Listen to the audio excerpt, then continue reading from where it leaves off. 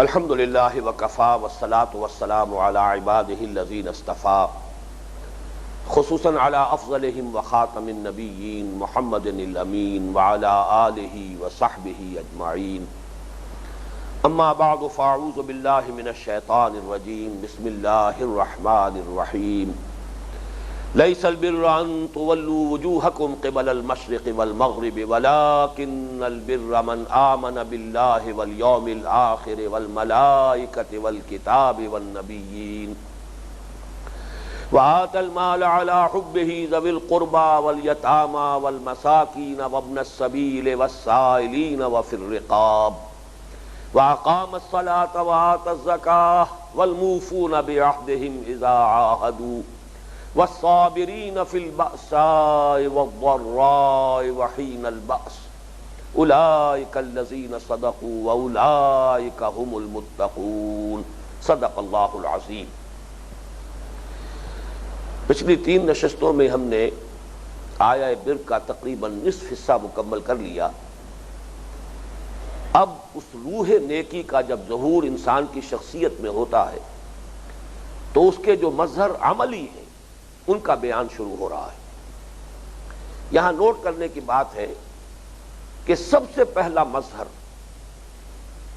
عملی مظہر نیکی کا، وہ ہے انسانی ہمدردی، سخاوت، اپنا پیسہ خرچ کر سکنا اس کے محبوب ہونے کے باوجود، قرابت داروں پر، یتیموں پر، محتاجوں پر، مسافروں پر، مانگنے والوں پر اور گردنوں کے چھڑانے میں۔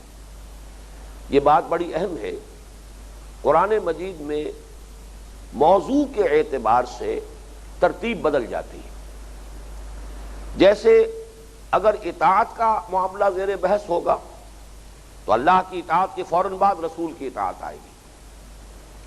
محبت کا معاملہ زیر بحث ہوگا تو اللہ کی محبت کے فوراً بعد رسول کی محبت کا ذکر آئے گا۔ لیکن شکر کا معاملہ ہوگا تو اللہ کے شکر کے فوراً بعد والدین کے شکر کا ذکر آئے گا۔ انشکر لی ولوالدیک، یہ اگلے درس میں انشاءاللہ یہ بحث تفصیلاً آ جائے گی۔ وَقَضَىٰ رَبُّكَ أَلَّا تَعْبُدُوا إِلَّا إِيَّاهُ وَبِالْوَالِدَيْنِ إِحْسَانًا، جہاں حقوق کا معاملہ ہوگا تو حقوق سب سے پہلے اللہ کے حقوق ہیں کہ اس کے ساتھ شرک نہ کیا جائے، اور پھر بندوں میں سب سے بڑھ کر اور اولین حقوق والدین کے حقوق ہیں۔ تو گویا کہ عنوان کے اعتبار سے مضامین چاہے بنیادی وہی ہو لیکن ان کی ترتیب بدل جائے گی۔ بالکل وہی معاملہ یہاں ہے کہ اگر تو ارکان اسلام کی بات ہوتی، اور جیسے کہ اور دوسرے مواقع پر ایمان کے فوراً بعد نماز اور زکوٰۃ، لیکن یہاں آپ نے دیکھا کہ نماز اور زکوٰۃ کا ذکر مؤخر ہے، اس لیے کہ یہاں بحث ہے نیکی کی حقیقت۔ نیکی کی حقیقت کے اعتبار سے اولین شے، اہم ترین شے، روح نیکی کا مظہر اول وہ ہے انسان میں اس صلاحیت کا موجود ہونا، اس جذبے کا برقرار ہونا کہ وہ کسی کو تکلیف میں دیکھ کر تڑپ اٹھے۔ خنجر چلے کسی پہ تڑپتے ہیں ہم امیر، سارے جہاں کا درد ہمارے جگر میں ہے۔ یہ ہمدردی کا لفظ ہے، ہمدردی یعنی کسی کے درد کو آپ اپنے اندر محسوس کریں۔ اگر یہ حس موجود ہے تو پھر نیکی کی بنیاد ہے۔ نیکی کے لیے گویا کہ جیسے کالمز بنائے جاتے ہیں آج کل، تو دوسری منزل پر سٹارٹر چھوڑ دیے جاتے ہیں۔ گویا کہ روح نیکی کا ظہور اولین جب ہوگا تو اس کا سٹارٹر جو ہے وہ انسانی ہمدردی کا جذبہ ہے۔ اس میں ایک بات نوٹ کر لیجئے کہ علی حبہ کا ترجمہ بعض حضرات کر دیتے ہیں، حبہ میں جو ضمیر مجرور ہے اس کو اللہ کی طرف راجع کر کے کہ وہ مال خرچ کریں اللہ کی محبت پر، اللہ کی محبت میں، اللہ کی رضا جوئی کے لیے۔ یہ بات صحیح نہیں ہے، وہ اصلاً تو بات صحیح ہے لیکن وہ بات تو در حقیقت زیر بحث آ چکی ہے۔ وَلَٰكِنَّ الْبِرَّ مَنْ آمَنَ بِاللَّهِ، موٹو تو طے ہو چکا۔ وہ نیکی نیکی ہی نہیں جو اللہ کے لیے نہ کی جا رہی ہو، وہ تو گویا کہ اب اس کو دوبارہ اس کے اعادے کی ضرورت ہے ہی نہیں۔ پھر یہ کہ حرف جار جو ہے اعلیٰ، یہ کسی شے کی مخالفت کے لیے آتا ہے، کسی شے کے حق کے لیے نہیں آتا۔ القرآن حجت لک او علیک، قرآن یا تمہارے حق میں حجت ہے یا تمہارے خلاف حجت ہے۔ تو اعلیٰ کا لفظ آتا ہے کسی کے مخالف ہونے کو۔ تو علی حب ہی سے مراد ہے کہ مال انسان کو طبعاً محبوب ہے۔ سورہ آل عمران کی وہ آیت بڑی عظیم ہے، زین للناس حب الشہوات من النساء والبنین والقناطیر المقنطرۃ من الذہب والفضۃ والخیل المسومۃ والانعام والحرث۔ انسان کے اندر ان چیزوں کی محبت طبعی طور پر ڈال دی گئی۔ اس محبت نہ ہوتی تو یہ جو ہمارے تمدن کے ہنگامے ہیں یہ ہوتے ہی نہ، یہاں کی رونقیں ہوتی ہی نہ۔ اگر عورتوں کی محبت نہ ہوتی، بیویوں کی محبت نہ ہوتی، اولاد کی محبت نہ ہوتی، بیٹوں کی محبت نہ ہوتی، اور پھر مال کی محبت نہ ہوتی، دولت کی، سونے کی، چاندی کی، اور بڑے اعلیٰ نسل کے گھوڑوں کی، اور چوپائے حیوانات ان کی، مال مویشی کی، کھیتیوں کی، اگر یہ محبتیں نہ ہو تو یہ بھاگ دوڑ، یہاں کی جو ہے رونقیں، یہ کیسے رہتی؟ یہ اللہ نے یہ محبتیں انسان میں ڈال دی۔ تو اعلیٰ حب ہی سے مراد ہے اس طبعی محبت کے علی الرغم، اس کے باوجود وہ مال خرچ کر سکیں۔ اور اسی کے لیے مثال ہے در حقیقت، چونکہ اس آیت مبارکہ کا یہ حصہ جو ہے اس کی نظیر، اس کا مثنیٰ قرآن مجید میں سورہ آل عمران کے اندر آپ کو ملے گی، اور وہ چوتھے پارے کی پہلی آیت ہے، لن تنالوا البر حتى تنفقوا مما تحبون، سورہ آل عمران کی آیت نمبر 92۔ مما تحبون، تم نیکی کے مقام کو حاصل کر ہی نہیں سکتے جب تک کہ خرچ نہ کرو وہ شے جو تمہیں پسند ہے۔ پسندیدہ چیزوں میں سے اللہ کی راہ میں خرچ کر سکنا تب ہے نیکی کا معاملہ، ورنہ یہ کہ اذکار رفتہ کوئی شے ہے، بیکار ہو گئی ہے، پرانی اور بوسیدہ ہو گئی ہے، اپنے دل سے اتر گئی ہے، وہ کسی کو دے دی اور یہ سمجھا اپنے تئیں کہ حاتم طائی کی قبر پر لات مار دی ہے، تو یہ اللہ کے ہاں یہ نیکی شمار نہیں ہوگی۔ یہ تو تم نے اپنا گاربیج ہے کہ جو گھر سے باہر نکال دیا ہے، وہ نکالنا ہی تھا۔ لن تنالوا البر حتى تنفقوا مما تحبون، یہ مما تحبون سے بھی ثبوت ملتا ہے کہ وآتوا المال علی حبہ میں مراد کیا ہے؟ مال کی محبت کے علی الرغم انسان مال خرچ کر سکے، رشتہ داروں پر، یتیموں پر، محتاجوں پر، مسافروں پر، مانگنے والوں پر، اور گردنوں کے چھڑانے میں۔ یہاں یہ بات نوٹ کیجئے کہ یہ خود حضور صلی اللہ علیہ وسلم کی ایک حدیث سے بھی واضح ہوتا ہے کہ جس شخص میں یہ جذبہ نہیں ہے وہ کل خیر سے محروم ہے۔ من یحرم الرفق فقد حرم الخیر کلہ، یہ میں سمجھتا ہوں کہ اتنا کیٹیگوریکل سٹیٹمنٹ ہے کہ اس کے بعد مجھے مزید کچھ وضاحت میں کہنے کی ضرورت نہیں۔ جو شخص دل کی نرمی سے محروم ہو گیا وہ کل کے کل خیر سے محروم ہو گیا۔ کٹھور دل انسان کسی کو تکلیف میں دیکھے، مصیبت میں دیکھے، اگر ایک شکل یہ بھی ہو سکتی ہے کہ انسان کوئی مدد نہ کر سکتا، خود تنگ دست ہو، جیسے کہ سورہ بنی اسرائیل میں فرمایا وَإِمَّا تُعْرِضَنَّ عَنْهُمُ ابْتِغَاءَ رَحْمَةٍ مِّن رَّبِّكَ تَرْجُوهَا فَقُل لَّهُمْ قَوْلًا مَّيْسُورًا، اگر تم خود منتظر ہو رحمت خداوندی کے، یہ استعارہ ہے کہ خود تم تنگ دست ہو، تب بھی یہ ہے کہ جو تمہارے قرابت دار ہوں، جو تم سے مدد کے طالب ہوں، بات ان سے نرمی کے ساتھ کرو، یہ بھی ایک تمہاری طرف سے اچھا رویہ ہو جائے گا۔ کم سے کم جھڑکو نہیں انہیں، سخت انداز اختیار نہ کرو، معذرت کرو، عذر کرو، اپنی مجبوری پیش کر دو، معذرت طلب کر لو، لیکن یہ ہے کہ جھڑکنے کی اجازت نہیں۔ بہرحال من یحرم الرفق فقد حرم الخیر کلہ، جو شخص دل کی نرمی سے محروم ہوا وہ کل کے کل خیر سے محروم ہو گیا۔ اور وہ آیت لن تنالوا البر حتى تنفقوا مما تحبون، تم نیکی کے مقام کو یہاں پہ نوٹ کیجئے، وہی لفظ بر ہے، لن تنالوا البر، نہیں پہنچ سکتے نیکی کے درجے کو جب تک کہ تم خرچ نہ کرو ان چیزوں میں سے جو تمہیں محبوب ہو، تمہاری اپنی پسندیدہ۔ اس سے جو نتیجہ میں نکال رہا ہوں، اگرچہ بظاہر وہ الفاظ آپ کو شاید سخت معلوم ہوں، لیکن میں سمجھتا ہوں کہ بالکل منطقی نتیجہ ہے، لا بد من، یہ وہ اس کا نتیجہ ہے کہ جس سے کوئی رستگاری نہیں ہے۔ جو شخص دل کا کٹھور اور بخیل ہے، وہ عالم ہو سکتا ہے، عابد ہو سکتا ہے، مفسر ہو سکتا ہے، مفتی ہو سکتا ہے، محدث ہو سکتا ہے، سب کچھ ہو سکتا ہے، مگر نیک نہیں ہو سکتا۔ نیک ہونا شے دیگر ہے، یہ بالکل دوسری بات ہے۔ یہاں بحث ہو رہی ہے نیکی کی، لیس البر ان تولوا وجوہکم قبل المشرق والمغرب ولکن البر من آمن، اور اسی میں یہ بات آئی سامنے کہ مظہر اولین جو ہے، سب سے پہلا مظہر روح نیکی کا، وہ انسان کے اندر اس خیر کا یہ جذبہ، انسانی ہمدردی کی یہ بنیاد، خدمت خلق کا یہ مادہ، لوگوں کی تکلیف کو خود محسوس کرنا، ان کے درد کو اپنے اندر محسوس کرنا، اور جو کچھ اس کے ازالے کے لیے اور اس کو دور کرنے کے لیے انسان کر سکتا ہو اس کا کر گزرنا، یہ اس کا سب سے پہلا تقاضا ہے۔ اس کے ضمن میں ایک حدیث قدسی بھی آئی ہے، وہ بڑی پیاری حدیث ہے کہ اللہ تعالیٰ کہے گا قیامت کے دن کہ اے میرے بندے، میں نے تجھ سے کھانے کو مانگا تھا، میں بھوکا تھا، تو نے مجھے کھلایا نہیں۔ انسان کہے گا پروردگار تو اس سے پاک ہے کہ تجھے بھوک لاحق ہو اور تو کوئی کھانے پینے کا محتاج ہو۔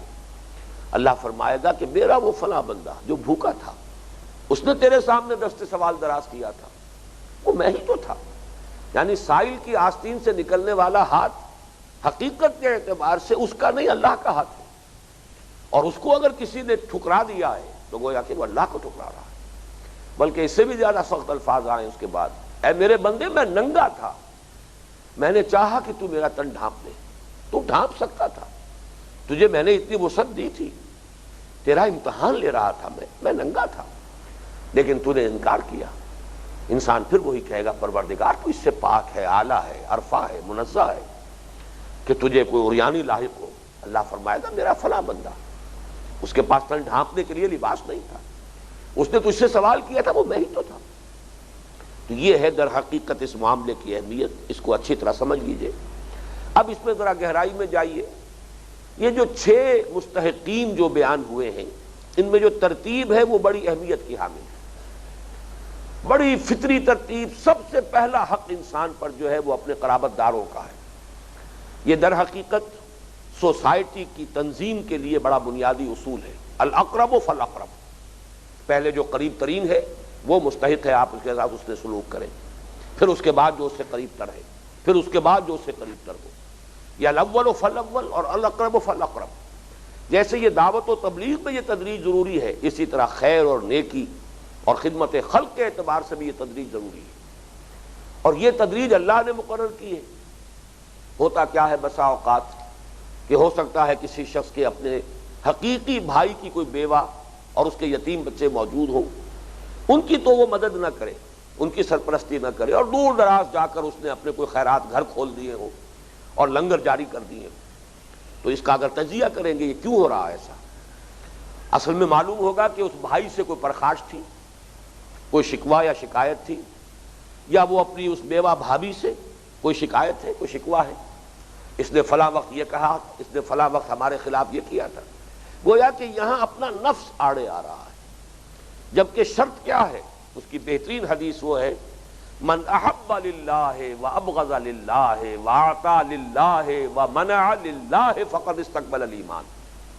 جس نے کسی سے محبت کی تو اللہ کے لیے کی، کسی سے بغض رکھا تو صرف اللہ کے لیے رکھا، اس لیے رکھا کہ اللہ کو اس سے بغض رکھنا پسند ہے، کسی کو کچھ دیا تو اس لیے دیا کہ اللہ کو اس کا دینا پسند ہے، اللہ چاہتا ہے کہ اس کو دیا جائے، اور کسی سے کچھ روکا تو اس لیے روکا کہ اللہ کو پسند ہے کہ اس کو روکا جائے، اس کو نہ دیا جائے۔ اگر یہ موٹو جو ہے ان تمام چیزوں میں، محبت اور بغض اور دینا اور روکنا، اس میں اصل فیصلہ کن جو ہے اگر للہیت نہیں ہے تو معلوم ہوا کہ وہ پھر بیکار بات ہے۔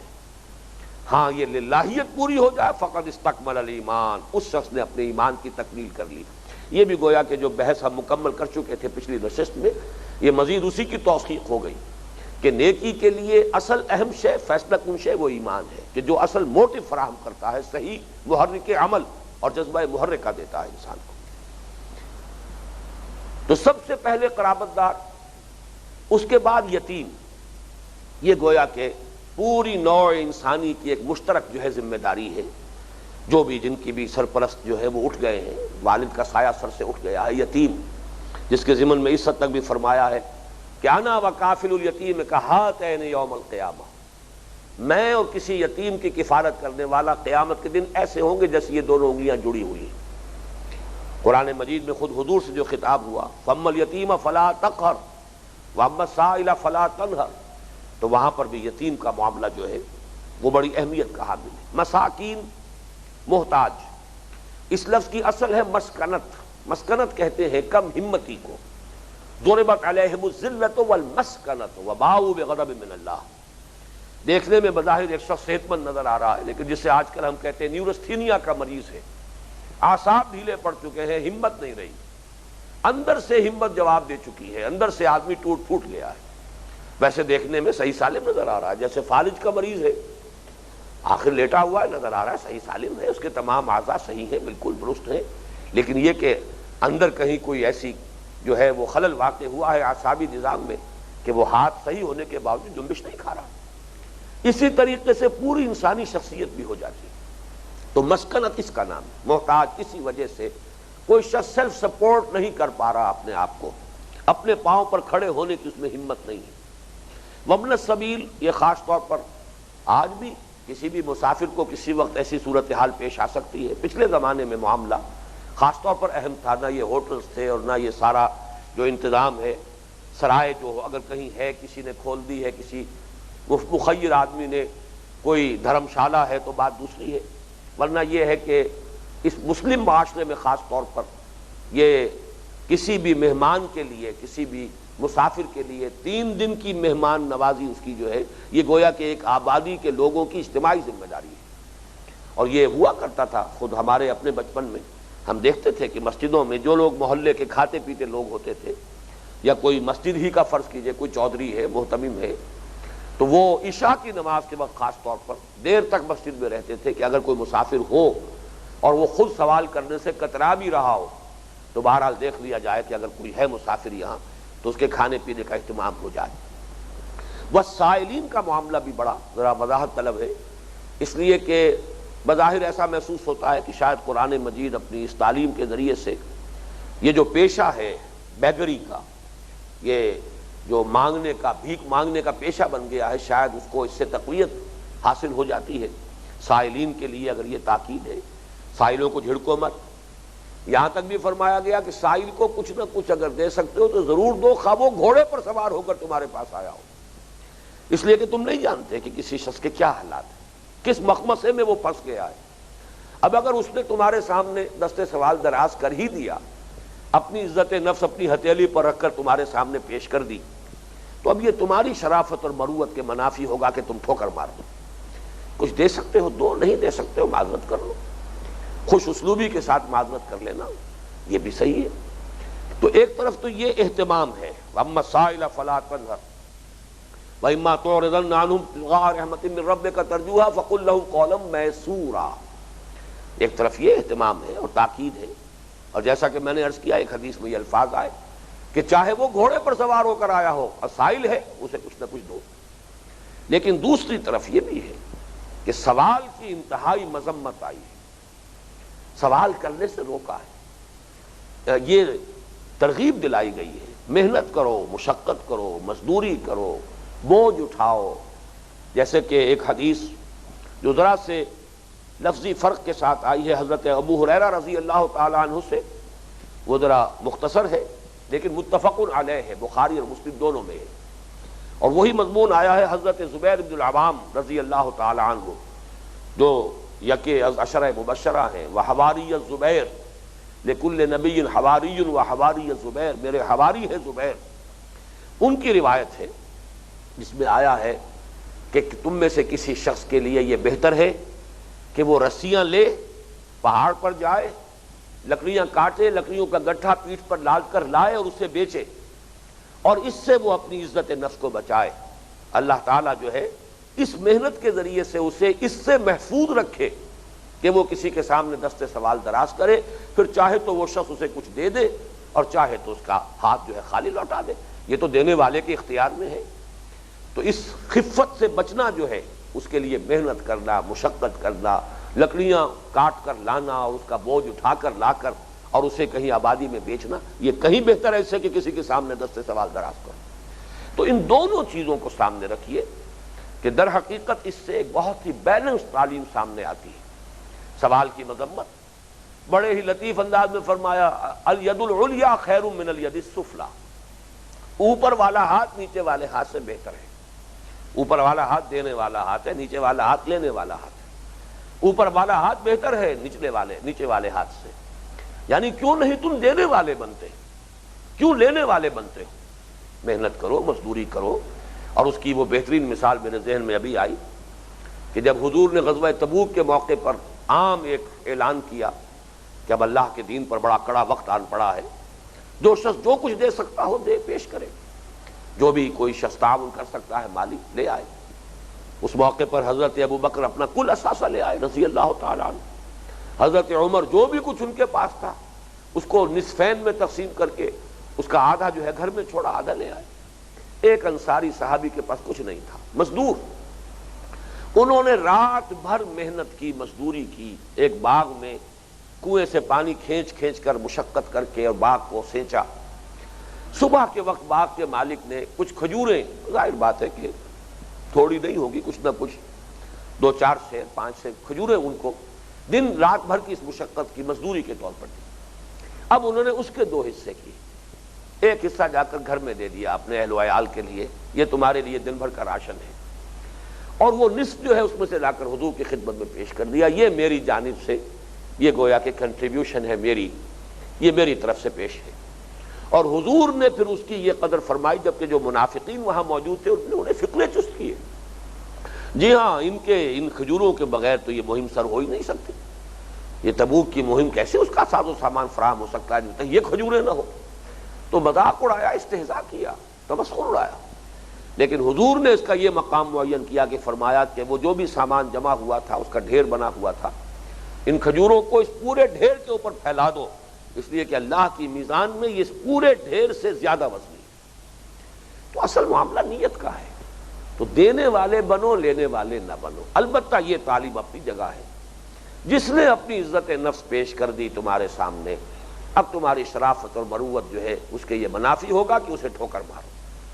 اس کو اگر کچھ دے سکتے ہو دو، ورنہ یہ ہے کہ بڑے ہی اچھے الفاظ میں، بڑے اچھے انداز میں معافت کرو. اس میں وفر رقاب کا ایک مسئلہ جو ہے وہ بھی ذرا وضاحت طلب ہے. پچھلے زمانے میں تو لونڈیاں، غلام، انہیں آزاد کرنا، خریدنا اپنے مال سے، اپنے پیسے سے اور آزاد کر دینا بہت بڑی نیکی کا کام. فک رقبۃ او اطعام فی یوم ذی مسغبہ، سورہ بلد میں جہاں تذکرہ ہوا ہے کہ ایک تنگ گھاٹی میں سے انسان کو گزرنا پڑتا ہے، اس میں سے گزر کر پھر ایمان لائے، کیا کہنے ہیں، نور علی نور. اب وہ ایمان جو ہے پوری بہار اس میں آئے گی، اس کی کھیتی لہلہائے گی. وہ ایمان جو ہے اس کا درخت مثمر ہوگا، اس میں پھل لگیں گے. لیکن یہ کہ اگر اس باٹل نیک میں سے انسان نہیں گزرا تو ایمان کا بیج کہیں پڑ بھی گیا دل میں تو وہ نفاق کی برگوبار لائے گا. وہ ایمان کی اصل جو اس کے ثمرات ہیں وہ ظاہر نہیں ہوں گے. اگر بخل ہے اندر تو وہاں فرمایا ہے کہ وہ گھاٹی کون سی ہے، فلقتحم العقبہ وما ادراک ما العقبہ فک رقبۃ او اطعام فی یوم ذی مسغبۃ یتیما ذا مقربۃ او مسکینا ذا متربہ. تو اس میں اولین شے جو لائی گئی وہاں وہ ہے گردن کا چھڑا دینا، کسی کو، غلام کو، لونڈی کو، کنیز کو. اور جیسا کہ آپ کو معلوم ہے حضرت ابو بکر رضی اللہ تعالی عنہ کے فضائل کے دفتر میں سر فہرست یہ شے آتی ہے کہ کتنے ہی غلام تھے، جن میں حضرت بلال بھی ہیں رضی اللہ تعالی عنہ، حضرت ابو فقی ہیں، حضرت زنیرہ ہیں. کنیزیں تھیں متعدد جن پر کہ شدید جو ہے پرسیکیوشن کا معاملہ ہو رہا تھا، شدید جو ہے ان پر تشدد کیا جا رہا تھا. اب منہ مانگے دام دیے ہیں ہر ایک کے، جو بھی ان کے آقا اور مالک تھے اس معاشرے کے اعتبار سے، جو مانگا ہے وہ دیا ہے اور پھر انہیں خرید کر آزاد کیا. لیکن یہ کہ آج کل کے زمانے میں اس کی ایک شکل یہ ہے کہ کوئی شخص کسی وقت اگر کسی ایسی صورت سے دوچار ہو جائے، کوئی قرض کے اندر جکڑا گیا، اب اگر آپ 20 میل مدد کریں گے اس کی تو یہ تو ہو سکتا ہے کہ اس کو فاقے سے بچا لیں، لیکن اس بندھن سے نہیں نکل پائے گا وہ جب تک کہ کوئی لمپ سم مدد نہ کی جائے اور ایک دفعہ اس جال سے اسے نکال لیا جائے. اور یہ چیز ہمارے ہاں ان کمیونٹیز میں بہت نمایاں طور پر موجود ہے. یہ جو مائنورٹی کمیونٹیز ہیں، اسماعیلی ہوں، اسی طرح کی جو اور کمیونٹیز ہیں، ان کے اندر بڑا اہتمام ہوتا ہے اس کا کہ ان کا کوئی ساتھی ہے، کسی کاروبار میں کہیں پھنس گیا ہے، کوئی بہت بڑا اسے نقصان آ گیا ہے، ایک دم دیوالا نکل گیا ہے، کوئی اور ایسی صورت ہے کہ مخمصے میں آ گیا ہے. تو یہ نہیں کہ اب اسے خیراتی بنا دیا جائے مستقل، اور اس کے لیے صرف جو ہے ماہانہ وظیفہ جو ہے صرف اس کے راشن کے لیے، کھانے پینے کے لیے اس کو دیا جائے، بلکہ یہ کہ اس کی ایک یکمشت لمسم مدد کی جائے، اس سے وہ اس مخمصے سے نکلے اور پھر وہ ان کی کمیونٹی کا ایک باعزت فرد بن جائے، پھر اپنے پاؤں پر کھڑا ہو جائے، بجائے اس کے کہ مستقل ایک بھکاریوں کی فہرست میں ایک بھکاری کا اضافہ ہو جائے۔ اسے ایک دم نکالو تاکہ وہ پھر اپنے پاؤں پر کھڑا ہو کر آپ کے ہی ساتھ ایک باعزت شہری کی حیثیت اختیار کرے۔ تو یہ بھی گویا کہ وفر رقاب کے ذیل میں آئے گا۔ اب اس میں ایک بات اور نوٹ کر لیجئے، وآت المال علی حبہ ذوی القربى والیتامى والمساکین وابن السبیل والسائلین وفی الرقاب، کہ یہ جو یہاں پر انفاق اور مال خرچ کرنے کا تذکرہ ہو رہا ہے، یہ انفاق نافلہ ہے، یہ فرض زکوٰۃ کی بات نہیں ہو رہی ہے، اس لیے کہ فرض زکوٰۃ کا ذکر آگے آ رہا ہے، وَأَقَامَ الصَّلَاةَ وَآتَى الزَّكَاةَ، یہ تو بعد میں آئے گا، قائم کی اس نے نماز اور ادا کی زکوٰۃ، وہ تذکرہ بعد میں ہے۔ یہی وجہ ہے کہ حضور صلی اللہ علیہ وسلم نے ایک مرتبہ فرمایا صراحتاً، ان فی المال لحقا سوى الزکاۃ، لوگوں یہ نہ سمجھنا کہ مال میں صرف حق جو ہے صرف زکوٰۃ کی حد تک ہے، زکوٰۃ دے کر اب تم بری ہو گئے، فارغ ہو گئے، بالکل سارے حقوق تم نے ادا کر دی۔ ان فی المال لحقا سوى الزکاۃ، نوٹ کرو کہ تمہارے اموال میں زکوٰۃ کے علاوہ بھی حق ہے۔ اور پھر آپ نے یہ آیت پڑھی، لیس البر ان تولوا وجوہکم قبل المشرق والمغرب، اور اسی میں پھر جیسا کہ اس آیت کو گویا کہ آپ نے ثبوت کے طور پر پیش کیا، وہی بات جو اس وقت میں آپ کو نوٹ کرا رہا ہوں کہ یہ در حقیقت انفاق جو ہے جس کا تذکرہ ہو رہا ہے، آت المال علی حبہ ذوی القربى والیتامى والمساکین وابن السبیل والسائلین وفی الرقاب، یہ زکوٰۃ کے علاوہ ہے، اوور اینڈ ابو دیٹ، وہ اضافی ہے انفاق کے۔ جو نیکی کا مقام چاہتے ہو تو پھر تو معاملہ یہ ہے۔ باقی یہ ہے کہ زکوٰۃ تو ہر مسلمان کو دینی ہی دینی ہے، وہ تو جبراً بھی لے لی جائے گی اسلامی ریاست میں، وہ کوئی نیکی کی بات نہیں ہے، وہ تو ارکان اسلام میں سے، وہ تو بنیادی شرائط میں سے اگر آپ چاہتے ہیں کہ آپ کو مسلمان مانا جائے، تسلیم کیا جائے، تو وہ تو کرنا ہی ہے۔ اصل میں نیکی کی بحث ہو رہی ہے یہاں، اس اعتبار سے یہاں جو ہے یہ صدقات نافلہ یا انفاق نافلہ کا تذکرہ ہے جو الفاظ مبارکہ میں آیا۔ اب آگے چلیے، روح نیکی کا عملی مظہر نمبر 2، وَأَقَامَ الصَّلَاةَ وَآتَى الزَّكَاةَ، قائم کی اس نے نماز یا قائم رکھی اس نے نماز اور ادا کی زکوٰۃ۔ یہ دو ہم ایک لفظ استعمال کرتے ہیں، عبادات، ارکان اسلام بھی کہیں گے۔ ارکان اسلام میں کلمہ شہادت، نماز، روزہ، حج اور زکوٰۃ، پھر عبادات بھی ہیں، لیکن یہاں اصل میں ان کے ضمن میں کوئی تفصیلی بحث اس وقت اس مرحلے پر ہم نہیں کریں گے۔ یہ ہمارے اس منتخب نصاب میں جب ہم اس کے حصہ سوم میں پہنچیں گے، جس میں کہ انسانی شخصیت کی تعمیر کے لیے صحیح طرز پر سیرت انسانی کی تعمیر اور تشکیل کے جو بنیادی تقاضے اور لوازم ہیں، اس کی جو بنیادی شرائط ہیں، ان کا ذکر آئے گا۔ یہ سورہ معارج میں بھی آئے گا، اور پھر ہمارے ہاں سورہ مومنون میں جو 18ویں پارے کی جو پہلی صورت ہے، اس کی ابتدائی آیات ہیں 11، یہ ہمارا تیسرے حصے کا سبق نمبر 1 ہوگا۔ وہاں تفصیل سے بحث ہوگی، زکوٰۃ سے مراد کیا ہے، صلاۃ کے لفظی معنی کیا ہے۔ اس اعتبار سے یہاں ہمیں ان چیزوں پر ان اعتبارات سے گفتگو نہیں کرنی، صرف اس وقت یہ نوٹ کر لیجئے کہ یہ ان دونوں کا تعلق جو ہے اس پوری بحث میں کہاں آ رہا ہے۔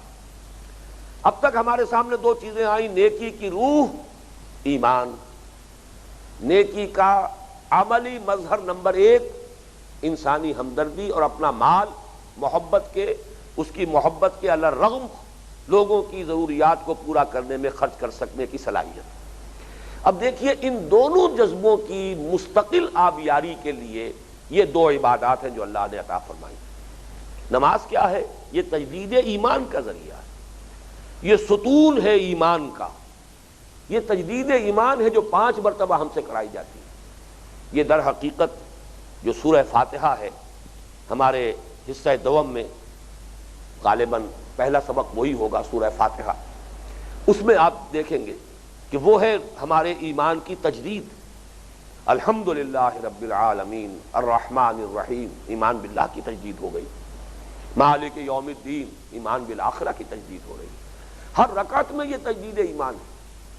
اور تجدید عہد بھی ہے، ایاک نعبد و ایاک نستعین، تجدید ایمان بھی ہو رہی ہے، تجدید عہد بھی ہو رہی ہے۔ تو در حقیقت ایمان کو تر و تازہ رکھنا، ایمان کی مستقل آبیاری کا ذریعہ، ایمان کے لیے ستون، ایمان کا قوام، یہ لفظ وہ ہے جو میں اس سے پہلے سورۃ العصر کے ضمن میں استعمال آپ کے سامنے بیان کر چکا ہوں کہ حضرت معاذ ابن جبل رضی اللہ تعالیٰ عنہ سے جو بڑی ایک طویل حدیث مروی ہے کہ حضور نے دین اسلام کو ھذا الامر کے الفاظ سے تعبیر کر کے اس کے 3 حصے کیے۔ ان راس ھذا الامر، ہمارے اس امر کی، ہمارے اس دین کی، ہمارے اس معاملے کی جڑ تو یہ ہے، وان قوام ھذا الامر، اور جو اس کا قوام ہے، جو اس کا ستون ہے، جو اس کو قائم رکھنے والی شے ہے، وہ اقام الصلاۃ و ایتاء الزکاۃ، وہ نماز کا ادا کرنا، نماز کو قائم کرنا اور زکوٰۃ کا ادا کرنا۔ تو گویا کہ یہ 2 ستون، وہاں تو وہ ایک ہم نے درخت کے تنے سے تشبیہ دی تھی، یہاں 2 ستون، ایک ستون سپورٹ کر رہا ایمان کو، وَلَٰكِنَّ الْبِرَّ مَنْ آمَنَ بِاللَّهِ وَالْيَوْمِ الْآخِرِ وَالْمَلَائِكَةِ وَالْكِتَابِ وَالنَّبِيِّينَ، اس کی تجدید، اس کی یاد دہانی، اس کی تذکیر، اس کو بار بار تازہ کرتے رہنا، اسے اپنے ذہن میں مسلسل اجاگر کرتے رہنا، کہیں کوئی ذہول ہو رہا ہو، کہیں غفلت کے پردے پڑ رہے ہوں، کہیں گردہ آ گیا ہو، اس کو مسلسل جھاڑتے رہنا اور صاف کرتے رہنا، جس کے لیے کہ میں نے بارہا حفیظ کا ایک شعر کیونکہ مجھے بہت پسند ہے، آپ حضرات کو سنایا ہے کہ جب انسان سجدے میں گرتا ہے تو در حقیقت لوح جبیں تازہ کرتا ہے، سرکشی نے کر دیے دھندلے نقوش بندگی، آؤ سجدے میں گرے لوح جبیں تازہ کرے۔ یہ ہماری پیشانی جب زمین پر رکھی جاتی ہے تو بندگی کا نقش جو مدھم پڑ گیا تھا، دھندلا ہو گیا تھا، دوبارہ تازہ ہو جاتا ہے، دوبارہ نکھر آتا ہے، اجاگر ہو جاتا ہے۔ تو اس کے لیے ہے نماز، اور یہ جو ہے انفاق آسان کام نہیں ہے، دولت تو محبوب ہے، یہ تجوری کا دروازہ کھولنا اس کے لیے بڑی عزیمت کی ضرورت ہے، ہمت کی اور ارادے کی ضرورت ہے۔ اس کے لیے یہ ہے کہ یہ ہے جو سب سے کم اللہ تعالیٰ نے اس جذبے کو برقرار رکھنے کے لیے زکوٰۃ کا معاملہ، یہ تو دینا ہی ہے۔ اس بوتل کا منہ کھلے تو صحیح، زکوٰۃ کے ذریعے سے منہ تو کھلے گا، اب اس کے بعد جب بوتل کا منہ کھل جائے گا تو اس میں سے کچھ اور بھی مزید کے بھی نکلنے کا امکان ہے، اس سے کچھ اور بھی برآمد ہو سکے گا۔ لہذا گویا کہ یہ زکوٰۃ جو ہے اس انفاق کے لیے، اس کے لیے ستون ہے، جیسا کہ میں عرض کر چکا وہ انفاق نافلہ ہے، اس کو سپورٹ کرنے کے لیے یہ جو انفاق واجبہ ہے، یہ جو صدقہ واجبہ ہے، یہ جو فرض انفاق ہے، یہ گویا کہ اس کے ستون کی حیثیت سے ہے۔ باقی جیسا کہ میں نے عرض کیا، یہاں اس کو اپنے ذہن میں رکھیے کہ نیکی کے مظاہر میں یہ نمبر 2 پر آئی ہے نماز اور زکوٰۃ، حالانکہ ویسے ارکان اسلام کے اعتبار سے یہ نمبر 1 پہ آئے گی۔ ایمان کے فوراً بعد انہوں نے وہ ایمان لائے، انہوں نے نماز قائم کی، زکوٰۃ ادا کی۔ ایمان، اقامت الصلاۃ، ایتاء الزکوٰۃ، یہ بالکل جڑے ہوئے آئیں گے، جیسے کہ میں نے حضور کی حدیث بیان کی ہے کہ ہاتین، آپ تینوں انگلیاں جوڑ لیجئے، ایمان، نماز، زکوٰۃ، یہ تینوں جڑے ہوئے ہیں۔ لیکن یہاں فصل کیا گیا، اس لیے کہ یہاں موضوع اور ہے، یہاں نیکی کی بحث ہے، لہذا وہاں اول درجے پر لائے ہیں وہ انسانی ہمدردی کا جذبہ، خدمت خلق کا مادہ۔ اب آگے چلیے، والموفون بعہدہم اذا عاہدوا، اور پورا کرنے والے اپنے عہد کے جبکہ باہم معاہدہ کر لیں۔ اس کے ضمن میں جیسا کہ میں اشارے کرتا رہا ہوں، پچھلی 3 نشستوں میں بھی اس کا تذکرہ ہو چکا ہے کہ در حقیقت تمام معاملات انسانی کا آپ تجزیہ کریں گے تو وہ معاہدوں پر مبنی ہے، یا وہ معاہدے جو ہے وہ باضابطہ کیے جاتے ہیں، وہ ایکسپریس ایک معاہدہ ہے جو کیا جا رہا ہے، یا امپلائیڈ معاہدہ ہے۔ مثلا والدین اور اولاد کے مابین کہیں کوئی معاہدہ طے تو نہیں ہوا، لیکن امپلائیڈ ہے معاہدہ، والدین اپنی جوانی انویسٹ کرتے ہیں اولاد میں، اور گویا کہ وہ متوقع ہوتے ہیں، اور یہ اس کا ایک طبعی تقاضا ہے کہ جب اولاد جوان ہو جائے اور والدین بوڑھے ہوں تو اب وہ اپنے آپ کو اور اپنی توانائیوں کو صرف کریں ان کی خدمت میں، ان کی خبر گیری میں، ان کی ضروریات کی بہم رسانی میں۔ یہ اگرچہ کہیں لکھی ہوئی بات تو نہیں ہے، کہیں طے تو نہیں پائی ہے، لیکن یہ کہ یہ ایک امپلائیڈ کانٹریکٹ ہے والدین کا اولاد کے ساتھ، یہ ہمارے معاشرے کے اندر یہ انڈرسٹوڈ ہے۔ اس سے آگے چلیں پوری جو ہماری آئلی زندگی ہے جس کا نقطۂ آغاز ہے شادی. شادی کیا ہے؟ ایک سوشل کانٹریکٹ ہے. آج کل تو یہ لفظ استعمال بھی ہوتا ہے. یہ ایک عمرانی معاہدہ ہے، ایک مرد اور ایک عورت کے مابین معاہدہ ہے پوری زندگی کا نباہ کرنے کا، جس میں مجھے بڑی خوشی ہوئی تھی یہ معلوم کر کے کہ عیسائیوں میں جب یہ شادی ہوتی ہے تو لڑکی یہ بھی کہتی ہے کہ آئی ول اوبے ہم، میں اپنے شوہر جس کو میں شوہر کی حیثیت سے اس وقت قبول کر رہی ہوں، میں اس کی فرما بردار رہوں گی، اس کا کہنا مانوں گی. اس لیے کہ یہ سارا فرگوسن جس کی اب طلاق ہو چکی ہے، جب اس کی شادی ہونے والی تھی تو اس کے کچھ الفاظ اخبارات میں آئے تھے. I am not that timid type of woman. I won't say these words. میں اس طرح کی لڑکی نہیں ہوں کہ میں یہ الفاظ کہوں کہ میں اس کا حکم مانوں گی. یہ الفاظ میں نہیں کہوں، کہنے پڑے ہوں گے اسے. اس لیے کہ بہرحال شاہی خاندان کی شادی تھی، چرچ میں ہوئی ہے، اور وہاں ادھر بال سے برابر بال بھر بھی ادھر سے ادھر ہونے والی بات نہیں، کہنے پڑے ہوں. تو معاہدہ ہے، پوری زندگی کے لیے ایک عہد ہے، قول و قرار ہے. حقوق و فرائض کا تعین کیا گیا ہے، اب اس کو پورا کرنا. اسی طرح ایک شخص جو ہے محنت مزدوری کر رہا ہے آپ کے ہاں، 8 گھنٹے کے لیے کام کرنا اس نے مانا ہے. اب اگر وہ محتاج رہے اس کا کہ کوئی دیکھ ہی رہا ہو تو کام کرے، تو گویا کہ وہ اپنا عہد پورا نہیں کر رہا. اسے 8 گھنٹے کام کرنا چاہیے اپنے عہد کے تحت بندھے ہوئے ہونے کے باعث. اگر اس میں ایفائے عہد ہے تو امکان بھر اسے محنت کرنی ہے. امپلائی اور امپلائر کانٹریکٹ ہے. یہ بڑے بڑے مناصب جو ہیں ہمارے، یہ لوگ کھڑے ہوتے ہیں ہاتھ اٹھا کر عہد کرتے ہیں، معاہدہ ہے قوم کے ساتھ، پوری قوم کے ساتھ معاہدہ. اس اعتبار سے باقی بزنس جو ہے ہمارے ہاں آج کل بڑا بزنس جو ہے وہ تو اکثر و بیشتر سپلائی کے کانٹریکٹس ہیں. کوئی اور چیز جو ہے اس کا کوئی سودا ہوتا ہے وہ بھی کانٹریکٹ کی شکل میں ہوتا ہے. کنسٹرکشن ہے تو کانٹریکٹ کی شکل میں ہے ہی. گویا کہ تمام انسانی معاملات در حقیقت اس معاہدے پر مبنی. ایک اگر شے پیدا ہو جائے ایفائے عہد کا مادہ تو معلوم ہوگا کہ تمام سٹریم لائننگ ہو جائے گی بین الانسانی معاملات. ہر مزدور کام اس لیے کر رہا ہو کہ میں نے معاہدہ کیا ہے کہ مجھے کام کرنا ہے، مجھے اتنے روپے ملیں گے اس کام کے جو مجھے کرنے ہیں. ہر ملازم جو ہے وہ کام کر رہا ہو اپنی امکانی حد تک کہ میرا معاہدہ ہے، مجھے اپنی صلاحیتیں لگانی ہے، کھپانی ہے. ہر جو ذمہ دار ہے قومی زندگی میں وہ اپنی امکانی حد تک جو ہے دیانتداری کے ساتھ اپنے فرائض کو ادا کر رہے ہیں، اور وہ اس وجہ سے کہ ایک معاہدہ ہے جس کی پیروی کرنی ہے. اسی لیے اس کی تاکید کے لیے فرمایا گیا کہ وَأَوْفُوا بِالْعَهْدِ إِنَّ الْعَهْدَ كَانَ مَسْئُولًا. عہد کو پورا کیا کرو. عہد کے بارے میں باز پرس ہو، کیا معاہدہ تم نے کیا تھا، اس کو پورا کیا یا نہیں کیا، اس کے بارے میں پورا حساب کتاب دینا ہوگا. اور 2 مرتبہ جس کا میں نے ابھی تذکرہ کیا ہے، جو ہمارے اس منتخب نصاب کے تیسرے حصے کا پہلا درس ہوگا، سورہ مومنون اور سورہ معارج کی آیات پر مشتمل، دونوں مقامات پر آیت آئی ہے وَالَّذِينَ هُمْ لِأَمَانَاتِهِمْ وَعَهْدِهِمْ رَاعُونَ. وہ لوگ جو اپنی امانتوں اور اپنے عہد کی حفاظت کرنے والے، پوری پاسداری کرنے والے. بلکہ یہ کہ ایک روایت جو ہے حضرت انس ابن مالک رضی اللہ تعالی عنہ سے، اس کے الفاظ میں سمجھتا ہوں کہ اس میں حرف آخر ہے اس موضوع پر. وہ فرماتے ہیں کہ قلما خطبنا رسول اللہ صلی اللہ علیہ وسلم الا قال. شاید ہی کبھی ایسا ہوا ہوگا کہ حضور نے ہمیں خطبہ ارشاد فرمایا ہو اور یہ الفاظ اس میں نہ آپ نے ارشاد فرمائے ہوں، لا ایمان لمن لا امانت له ولا دین لمن لا عہد له.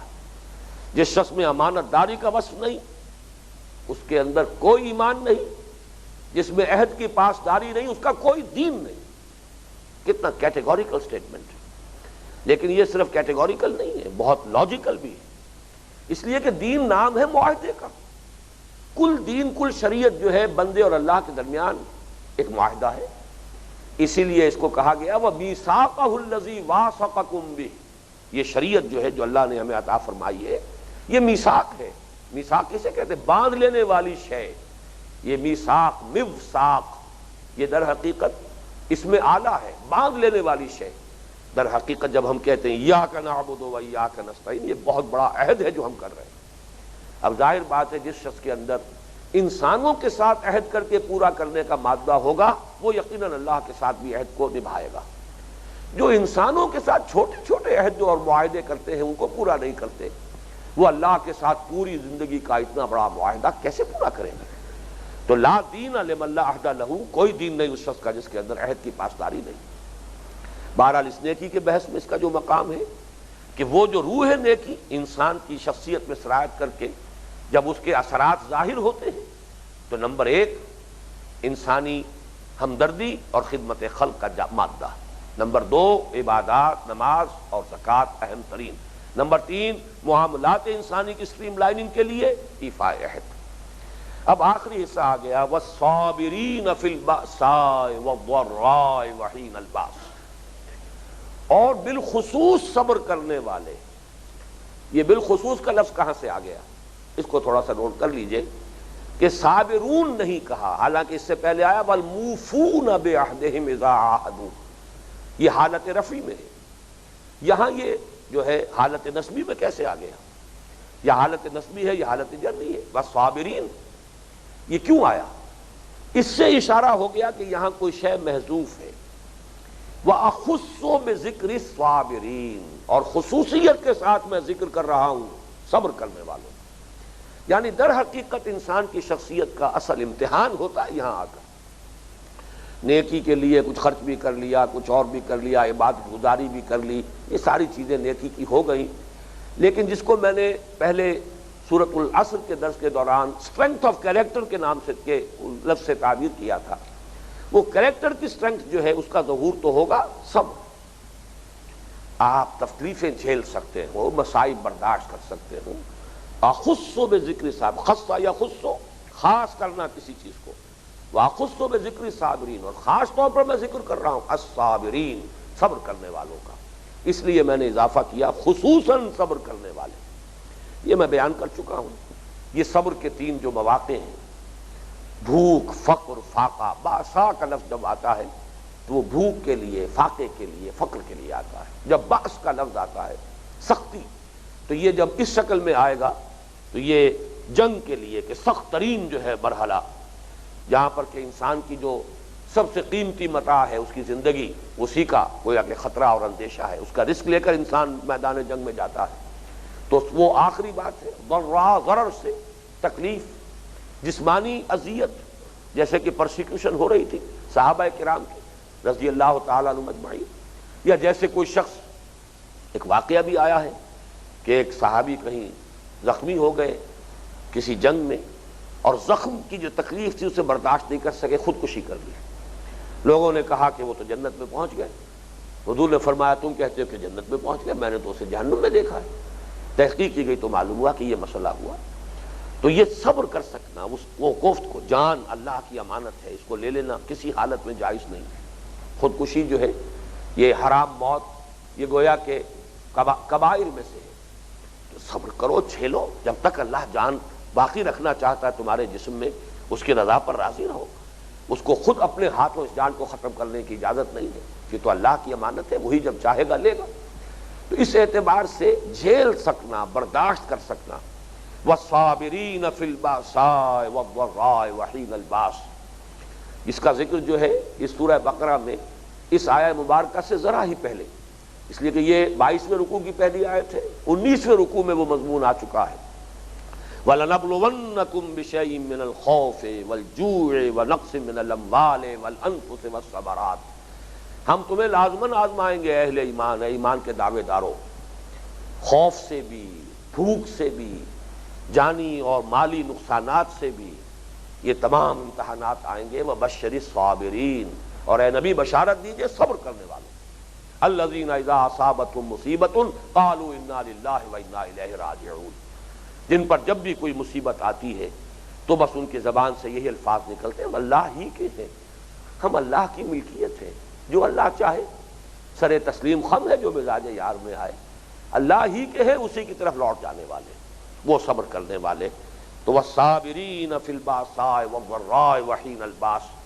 اب اس آخری ٹکڑے کے حوالے سے یہ بات سمجھیے کہ قرآن جو تصور نیکی پیش کر رہا ہے وہ فنڈامنٹلی ڈیفرنٹ ہے بھکشوؤں کے تصور نیکی سے، یا یہ اور جو رہبانی تصورات ہیں، خانقاہی تصورات ہیں، وہ اہنسا تو اس میں ہے اور وہ سب ساری چیزیں موجود ہیں، لیکن اسلام تو اس کے کل برعکس تصور لا رہا ہے۔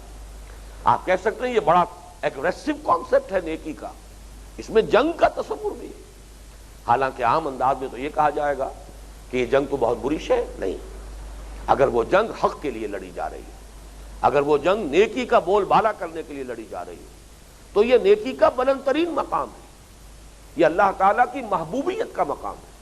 ان اللہ یحب الذین یقاتلون فی سبیلہ صفا کانہم بنیان مرصوص۔ اسلام کی نیکی وہ نہیں ہے کہ جو زندگی کا اصل میدان ہے وہ اشرار کے حوالے کرے، بدماشوں کے حوالے کر کے خود کونوں کھدروں میں جا کر خانقاہوں کے اندر یا پہاڑوں کی غاروں میں جا کر چھپ جائے اور وہاں پناہ لے لے۔ وہ نیکی اسلام کی نیکی نہیں ہے۔ اسلام کی نیکی تو وہ ہے جو ان تمام منزلوں سے گزر کر، یہ شرط لازم ہے، ان منزلوں سے گزری ہو، وہ ایمان بھی ہو، وہ بنیادی اخلاقی جو تقاضے ہیں وہ بھی پورے ہو رہے ہو، پھر یہ ہمت بھی ہو کہ باطل کی آنکھوں میں آنکھیں ڈال کر بدی سے پنجہ آزمائی کرے، باطل سے مقابلہ کرے۔ یہ ملیٹنٹ اسلام جس کو آج کہا جا رہا ہے، اس میں کوئی شک نہیں ہے کہ اسلام کے اندر یہ ملیٹنسی ہے۔ اسلام باطل کو، اگر طاقت ہے اہل حق کے ہاتھ میں طاقت ہے، پھر وہ باطل کے وجود کو گوارا کرے تو ظاہر بات ہے پھر حق کے ساتھ ان کی وفاداری جو ہے مشکوک ہو جائے گی۔ وہ تو بات، لیکن یہ کہ انفرادی سطح پر کسی کو مجبور نہیں کیا جائے گا کہ وہ اپنا مذہب تبدیل کرے، لیکن باطل کی بالادستی، ایک ظالمانہ نظام کی بالادستی، اس کو قبول نہیں کیا جائے گا۔ طاقت ہوگی تو اس کو ختم کیا جائے گا۔ تو باطل سے پنجہ آزمائی، میدان میں آ کر اسے للکارنا، بدی سے آنکھوں میں آنکھیں ڈال کر اس سے مقابلہ کرنا، اسے چیلنج کرنا، یہ ہے نیکی کا بلند ترین مقام۔ یہ گویا کہ نیکی کی معراج ہے۔ اسی سے ایک بات ثابت ہو گئی، جب یہ کردار جو یہاں پر قرآن مجید بیان کر رہا ہے، جن کے اندر روح ایمان ہے، جو خادم خلق ہیں، جو ہمدردی کا پتلا ہیں، جو نماز کے اور زکوٰۃ کے پابندی کرنے والے ہیں، جو ایفاء عہد کرنے والے ہیں، ان کی جنگ کس مقصد کے لیے ہوگی؟ ظاہر بات ہے وہ جنگ اپنے ذاتی مفادات کے لیے نہیں کر سکتے۔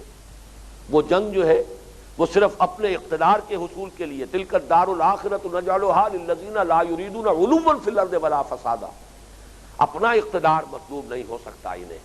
یہ چیز تو اس پورے فریم میں فٹ ہوتی نہیں۔ یہ پوری ایک شخصیت ہے، ایک پوری کردار کی تصویر کشی کی گئی ہے، کردار نگاری ہے جو اس ایک آیت میں موجود ہے۔ اس میں کہیں بھی یہ بات فٹ نہیں ہو سکتی۔ ان کی جنگ ہوگی تو کس لیے؟ حق کے لیے ہوگی۔ ان کی جنگ ہوگی حق کے دفاع کے لیے، حق کے غلبے کے لیے، نیکی کا بول بالا کرنے کے لیے، نیکی کے پرچار کے لیے، بدی کے استحصال کے لیے، باطل کا قلع قمع کرنے کے لیے، ظلم کو ختم کرنے کے لیے۔ یہ گویا کہ امپلائڈ ہو گیا سورۃ العصر میں جو تیسری شرط لازم ہے نجات کی، وتواصوا بالحق، یہ گویا کہ اس آیہ مبارکہ میں اگرچہ صراحتاً مذکور نہیں ہے، لیکن یہاں لفظ جنگ پر اگر آپ غور کریں گے اور اس پورے کردار میں اگر اس کے لیے مقام تلاش کریں گے تو اس میں خود بخود پس منظر میں بات نظر آئے گی کہ اعلاء کلمت اللہ کے لیے، اقامت دین کے لیے، حق کا بول بالا کرنے کے لیے، لتکون کلمت اللہ العلیٰ، اللہ کا بول بالا کرنے کے لیے، اور ظلم کے استحصال کے لیے، تواصوا بالحق، در حقیقت یہ اسی کا نتیجہ ہوگا کہ اس کے لیے وہ تکلیفیں جھیلیں، فقر و فاقہ برداشت کریں۔ چنانچہ وہ آیت بھی جو میں نے ابھی آپ کو سنائی ہے سورہ بقرہ کی، جو 19ویں رکوع کی آیت ہے، تو وہ 17ویں رکوع میں جو اس امت کا اصل مقصد آیا ہے، وَكَذَلِكَ جَعَلْنَاكُمْ أُمَّةً وَسَطًا لِتَكُونُوا شُهَدَاءَ عَلَى النَّاسِ وَيَكُونَ الرَّسُولُ عَلَيْكُمْ شَهِيدًا۔ تمہیں ایک امت وسط بنایا ہی اس لیے گیا ہے کہ تم گواہی دو پوری نوع انسانی پر، حق کی گواہی، اللہ کے دین کی گواہی دے، تو بھی محمد کی صداقت کی گواہی تمہیں گواہی دینی ہے، جیسے کہ ہمارے رسول نے تم پر گواہی دی ہے۔ وہ تم پر گواہ بنے، تم پوری نوع انسانی پر گواہ بنو۔ اس کے لیے ہے مسلمانوں کان کھول کر سن لو، یا ایھا الذین آمنوا استعینوا بالصبر والصلاۃ، اور اسی میں آگے آیا وَلَنَبْلُوَنَّکُم بِشَیْءٍ مِّنَ الْخَوْفِ وَالْجُوعِ وَنَقْصٍ مِّنَ الْأَمْوَالِ وَالْأَنفُسِ وَالثَّمَرَاتِ۔ یہ گویا کہ شواہد ہے جس کی بنا پر اس آیہ مبارکہ میں بھی چاہے صراحتاً مذکور نہیں ہے تواصوا بالحق کی کوئی چیز، لیکن یہ کہ وہ یہاں مقدر ہے، محذوف ہے، انڈرسٹوڈ ہے۔ اب آخری ٹکڑا، اولئک الذین صدقوا، یہی وہ لوگ ہیں جو سچے ہیں۔ قرآن مجید میں یہ لفظ آئے گا بار بار، چنانچہ صحیح ایمان کی ڈیفینیشن کے بعد سورہ حجرات میں الفاظ آئیں گے، انما المؤمنون الذین آمنوا باللہ ورسولہ ثم لم یرتابوا وجاہدوا باموالہم وانفسہم فی سبیل اللہ اولئک ھم الصادقون۔ یہ صدق کا لفظ جو ہے وہ صرف سچی بات کہنے کے لیے نہیں آتا، راست کردار ہو، راست گو ہو انسان، راست جو ہے اس کی راست باز ہو، راست گو ہو، راست کردار ہو، پوری شخصیت کے اندر صداقت جو ہے وہ اگر سرایت کیے ہوئے ہو تو اولئک الذین صدقوا، یہ ہے حقیقت میں سچے لوگ، ان کا قول سچا۔ اگر ان کا دعویٰ کوئی نیکی کا ہے، حالانکہ کوئی نیک آدمی نیکی کا دعویٰ نہیں کرتا، لیکن اگر دعویٰ کرے تو اپنے دعوے میں سچے ہوں گے۔ یہ لوگ ہیں کہ جو سچے انسان ہیں، یہ لوگ ہیں جو سچے صاحب ایمان ہیں، یہ کردار جن کو حاصل ہے وہ سچے مسلمان ہیں۔ وَأُولَٰئِكَ هُمُ الْمُتَّقُونَ، یہ گویا کہ ایک اضافی بات ہے جو یہاں جاتے جاتے یوں سمجھیے آخری تحفہ اللہ نے دیا اس آیت میں، کہ ضمنی طور پر یہ بھی سمجھ لو تقویٰ اسے کہتے ہیں۔ تقویٰ کا خاص طور پر معاملہ یہ ہے کہ وہ تو ہمارے ذہنوں میں بس کچھ ظواہر اور مظاہر کے ساتھ وابستہ اور متعلق ہو کر رہ گیا ہے، خاص قسم کی وضاحت، خاص قسم کا لباس، خاص قسم کا اٹھنا بیٹھنا، یہ جو حرکات و سکنات ہے، بس یہ تقویٰ ہے۔ اولئک هم المتقون، حقیقت میں تقویٰ اسے کہتے ہیں۔ اور اس اعتبار سے نوٹ کیجئے جو میں نے پچھلی نشست میں آپ کو جس آیت کا حوالہ دیا تھا بر اور لیسا کی بحث میں، لیس البر بأن تأتوا البیوت من ظہورها ولکن البر من اتقى، یہاں ہے ولکن البر من آمن باللہ والیوم الآخر، اور آخر میں لفظ آیا اولئک هم المتقون، گویا کہ اس پوری آیت کو وہاں سمو لیا گیا ایک لفظ لا کر، ولیس البر بأن تأتوا البیوت من ظہورها ولکن البر من اتقى، نیکی تو حقیقت میں اس کی ہے جس میں تقویٰ ہو، اور تقویٰ کس میں ہوگا؟ ریفر ٹو آیت نمبر 177۔ گویا کہ قرآن مجید کو بھی اس حوالے سے القرآن یفسر بعضہ بعضا، قرآن کا ایک حصہ دوسرے حصے کی تفسیر کرتا ہے، اس حوالے سے ہمیں تقابل آیات کے ذریعے سے ان کے اندر ہمیں اور رہنمائی ملتی ہے، گہری بصیرت حاصل ہوتی ہے۔ تو گویا کہ یہاں یہ بات بھی سامنے آ گئی، یہی مطلوبہ کردار ہے، یہ پیکر ہے نیکی کا۔ روح نیکی حقیقتاً اگر موجود ہے تو انسانی شخصیت میں سرایت کرے گی، تو یہ حیولہ ہے انسانی شخصیت کا جو سامنے آئے گا۔ دعا کیجیے اللہ تعالی ہمیں ان لوگوں میں شامل کرے۔ اللہم ربنا اجعلنا منہم، اللہم ربنا اجعلنا من عبادک الذین آمنوا وعملوا الصالحات وتواصوا بالحق وتواصوا بالصبر، اللہم ربنا اجعلنا من عبادک الصادقین وعبادک المتقین، آمین یا ارحم الراحمین۔